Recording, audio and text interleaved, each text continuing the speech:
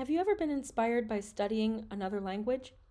Maybe you had a great high school teacher, or maybe you studied it in college and really liked it. Or maybe it was after college. Maybe you didn't go to college. Maybe you did it in the community. Or you talked to a grandparent. You talked to somebody you cared about to learn that language. Or maybe you're the person who keeps up with your Duolingo streak. Regardless, language must be important to you if you're watching this, and it's definitely important to me. My name is Dr. Clémery Brisson, and I'm a preceptor in French at Harvard University, where I'm course head for intermediate and advanced French classes.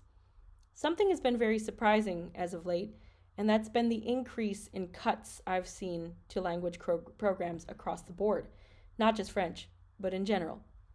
Yesterday, I launched season 3 of the North American Francophone podcast, and that was with Tim Beaulieu, who's fighting to save a French language program in Merrimack, New Hampshire. This program is important for elementary school kids in the area because it exposes them to new perspectives and to the language that, historically, has been present here in New England. But what's surprising to me is that language has been on the decline since about 2008 here in the United States. I'm thinking back to an article that was published in the Chronicle of Higher Education in 2019 that said between 2009 and 2013, 651 programs were cut from colleges and universities across the United States. 651. And that's a scary statistic for someone who teaches French. Now, obviously, I'm not just thinking about job security. I'm thinking about what this means for people who want to learn another language, who want to learn these languages. And today, I received a text message from a friend of mine who is at the helm of the New Foundation in Detroit. That's spelled N-O-U-S. And that's a new foundation that is connected to the New Foundation in New Orleans. If you're familiar with them, they do a lot to work on promoting the French language, and in the Louisiana context, French and Creole languages. And her name is Mélissa Barry. She also is at the helm of Le Caribou à Lunettes, which is a library/bookstore that travels around the Metro Detroit area and provides kids books in French.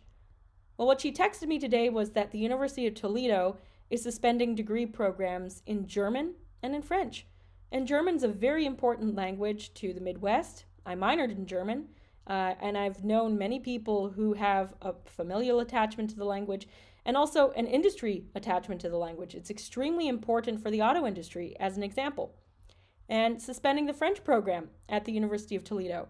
And in the Midwest region, those languages are important. I mean, I'm a Franco-Michigander. I grew up in Michigan. I spoke French growing up.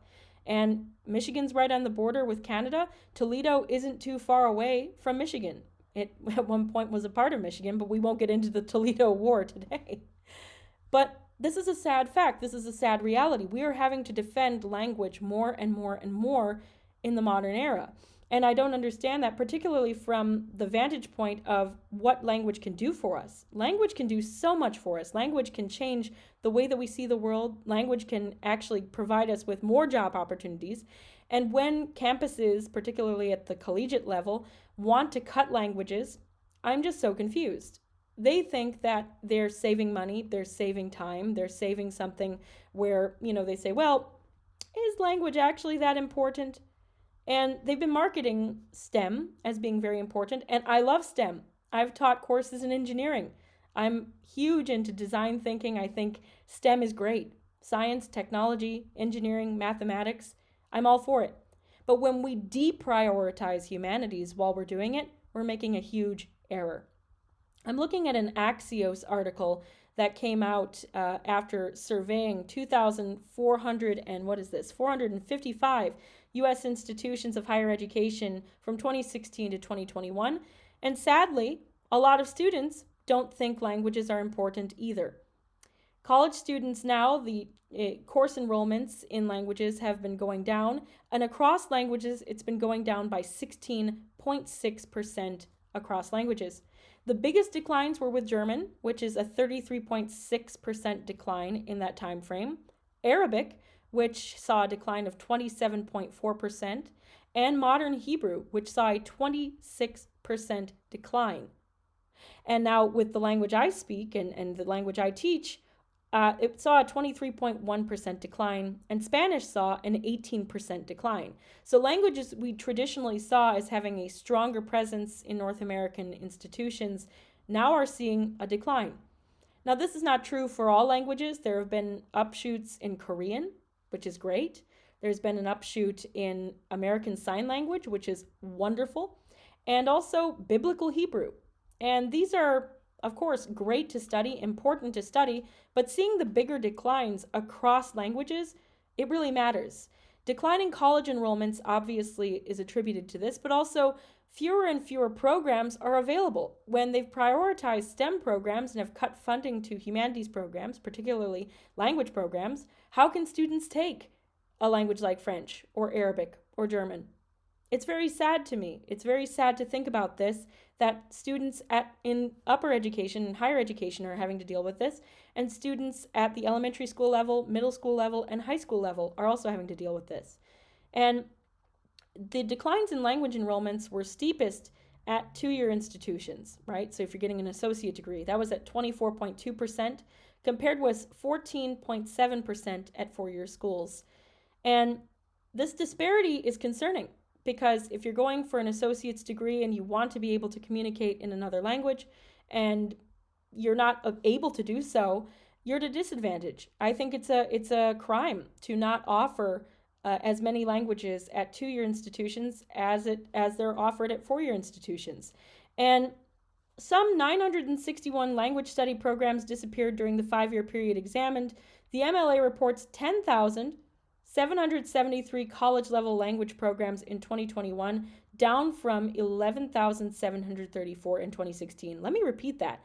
Remember, that study was from 2009 to 2013. 961 language programs disappeared during that time. 961. And this is startling. There's also a report in this that says German declined by 172 programs, French by 164, Chinese by 105, and Arabic by 80. And it's in their 107-page report that is analyzed by Axios here and was analyzed last November 2023. Now, why are we seeing this? We're seeing an increased importance for science, technology, engineering, and math.